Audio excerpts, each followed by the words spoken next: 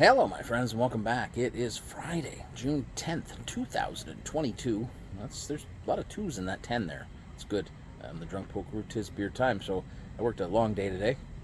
It's almost 8 o'clock, or a little after 8 o'clock, or a little bit before. It's somewhere around that. I don't know. I worked like 12, 13 hours. I've lost my sense of time and space. On the way home, I stopped at Clifford Brewing because they re-released a beer that I liked last year. I don't know if you can see this. The sun is setting behind my head, so I apologize in advance. I don't know if you're seeing that or what, but I'm doing my best here.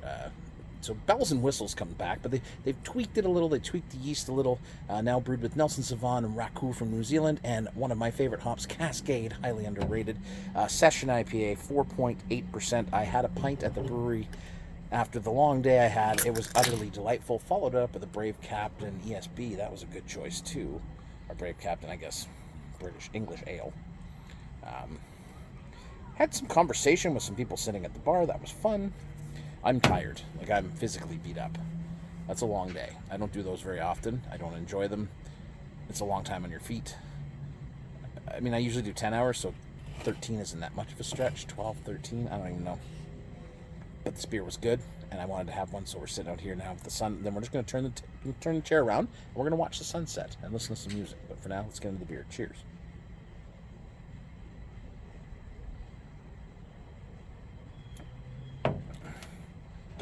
I think of this like the junior partner to Broke Down Palate.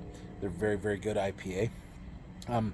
It's definitely a lighter IPA in terms of body, but it's still full body more than a lot of IPAs I see on the market. It has a great textured mouthfeel. This is popping with citrus pith, grapefruit. There's some pineapple in there, a little bit of berry note, a nice pine on the back as well. It is a big beer in a little ABV. And with summer coming, that's what you want, right? You want sessionable, crushable pints that are full of flavor. You don't want to sacrifice flavor for ABV. There has to be a middle ground, a balance to be struck. And Bells and Whistles comes with all the bells and whistles. See, sometimes beer, when they come back, there are changes because you're working on them. You're like, we like this beer, but how can we make it better?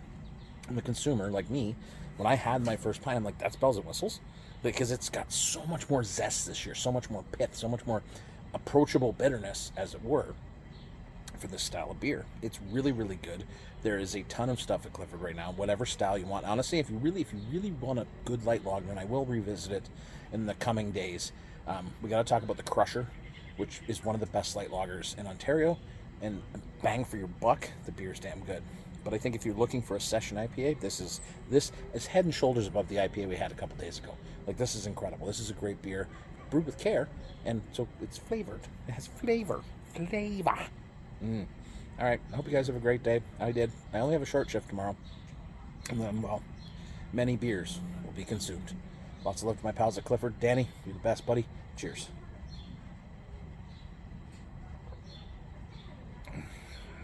And how many times do you go to a tap room where you get to know people, and then that becomes part of why you go there? It's just not the beer. You go there to talk to those people and say, hey, how you doing? How's your day going? And that's what Clifford has going on there. So that's also another beautiful thing.